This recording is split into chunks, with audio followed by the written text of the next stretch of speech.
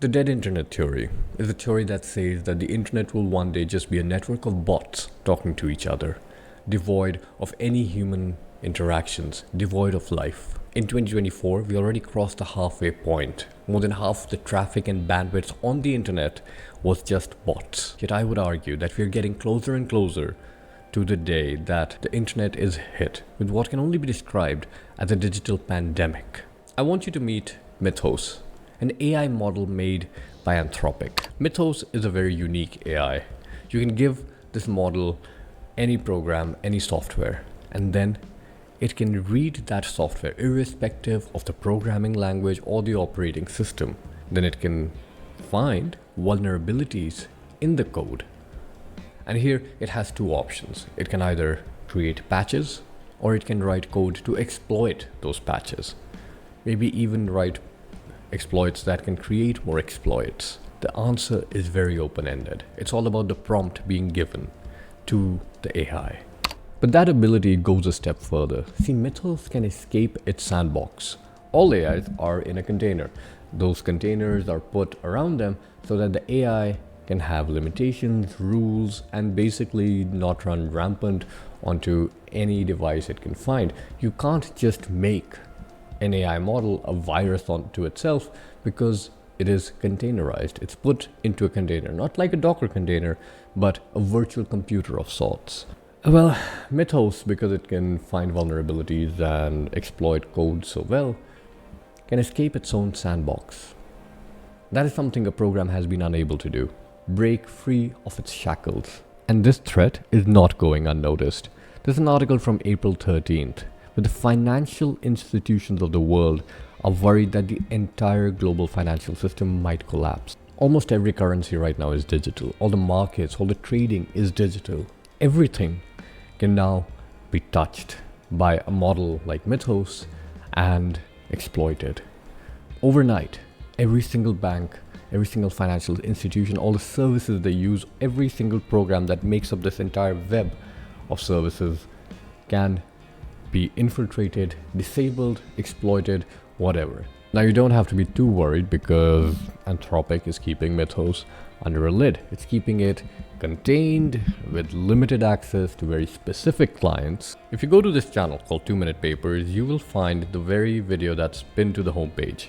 And I think you should watch it. It's very informative on exactly how AIs proceed to solve problems. It's very different from how humans do it. We try to make them simulate human behavior, but the way AIs work is far more efficient. And you can see an example of that when AIs were asked to do war games, and they basically nuked everything because that was the solution to ending wars, was to just nuke everyone. Even though as humans we do not see that as an optimal outcome, for them that was the quickest way to have global peace. Just have one big nuclear fallout.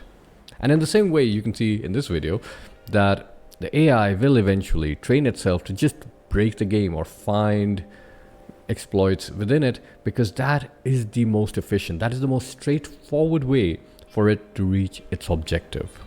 AIs are all about efficiency, and they only get more and more efficient with time because that's how we're developing them. So there's no way a human team of savants even, would be able to compete with an AI running loose on the internet. And that's just one AI that we're talking about right now. So as I mentioned, Mythos is currently just being kept under a tight lid with strong supervision. It's not really running rampant right now. In fact, they are giving it to specific companies to basically showcase and see what the program can do. So we have Firefox, for example, here, finding 271 vulnerabilities using Mythos. It's a good thing, actually. And I think this might be one scenario where in order to prevent hacks and exploits into your program, you might have to get it verified by an AI just to say that other AIs can't exploit it. Right, other AIs. It's only a matter of time before we have other AI models that will start to replicate the same behavior that Mythos currently does. Mythos itself will evolve into more efficiency, and we will have other companies, maybe from China who will develop models that can do the same things. In fact, we might not even have to wait that long because Anthropic got hacked. Last week, someone hacked into Anthropic and got a hold of Mythos.